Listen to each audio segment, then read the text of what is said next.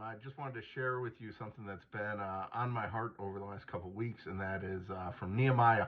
It's Nehemiah chapter 8, verse 10, and it says, "Do not be grieved, for the joy of the Lord is our strength." And there's definitely a lot we could be grieving right now. And the Israelites had a lot going on at the time, too. They were back from Babylonian captivity, they were in Jerusalem, they rebuilt the temple, but the walls of the city aren't there anymore. They were all destroyed by the Babylonians. They got a lot of hostile neighbors in the area. It's just not a good time for them. They're very stressed out and it's dangerous. And so Nehemiah shows up and they start rebuilding the city walls under him. They all come together and they build the walls, and God protects them through the whole period and keeps them safe. And after all this is done, they get this moment of quiet, and they call Ezra, the chief priest, to come read the law of Moses to the people. And they all listen to the law of Moses, and they start weeping and crying because they're listening to the history of their people and how God's been faithful to them this whole time, and how the Israelites weren't always the most faithful to God. And God tells them, it's like, do not be grieved. The joy of the Lord is your strength. This is a holy day.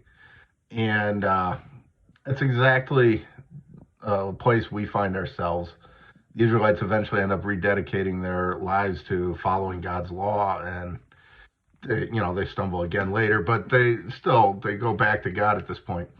And it's one of those where we can look at it from a personal perspective too. I mean, we have a lot we could be grieving. This is a very stressful time for us, but the reality is that God calls us not to grieve, not to mourn what we're missing out on, not to just be grieved over the loss of our social interactions or our workplaces or anything else. And we can look at joy with the things that we have that we're not used to getting. I know for me, we're getting a lot of quality family time that I've never really had with our kids in a way that I am right now, and it's been wonderful.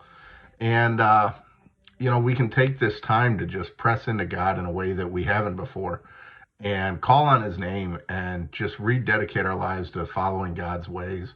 And when we're able to get back together in a few weeks, I mean, we'll be able to share these joys and look back on our history as a church and a people of God and say that even through these stressful times that God was faithful to us.